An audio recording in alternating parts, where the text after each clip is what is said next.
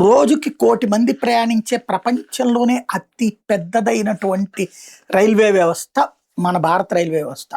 ప్రపంచంలోనే ప్రభుత్వ రంగంలో అత్యధికంగా ఉద్యోగాలు ఇచ్చినటువంటి వ్యవస్థ కూడా మన రైల్వే వ్యవస్థే ప్రపంచంలోనే. ఇది మనం గుర్తుపెట్టుకోవాల్సిన అంశం మన రైల్వేలకు సంబంధించి.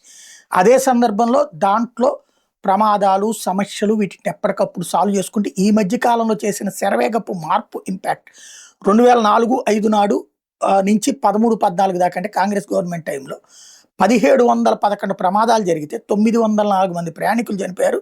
3155 మంది గాయాలైనవి. 2014-15 తర్వాత కూడా ప్రమాదాలు జరిగినాయి. అయితే ప్రమాదాల సంఖ్య తగ్గింది. అప్పట్లో 1711 ప్రమాదాలు అయితే ఇప్పుడు 678 జరిగినాయి.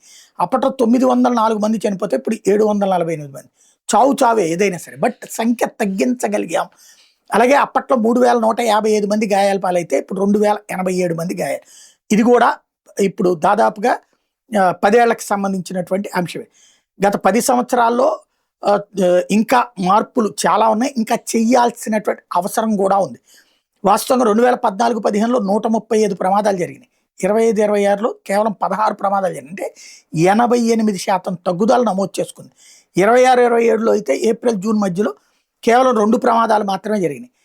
మెయిన్ భద్రత అన్నటువంటి దాని మీద సీరియస్గా కాన్సన్ట్రేట్ చేశారు. భద్రతకి పెట్టే ఖర్చు 13-14లో 39,200 కోట్లు అయితే 26-27 నాటికి 1,20,389 కోట్లు ఖర్చు పెట్టడం అన్నటువంటిది ఇందులో కీలకమైనటువంటిది. ఈ Kavach automatic train protection system, ఆధునిక సిగ్నలింగ్ వ్యవస్థలు, ట్రాక్ల ఆధునీకరణ, ట్రాక్ మెయింటెనెన్స్లో మెరుగుదల, మౌలిక వస్తువుల అభివృద్ధి, ఆధునిక భద్రతా సాంకేతిక వినియోగం లాంటివి ఇందులో కీలకమైనవి. అలాగే కాన్సిక్వెన్షియల్ యాక్సిడెంట్ ఇండెక్స్ 2014-15లో 0.11 నుంచి 25-26 నాటికి 0.01కి పడిపోయింది.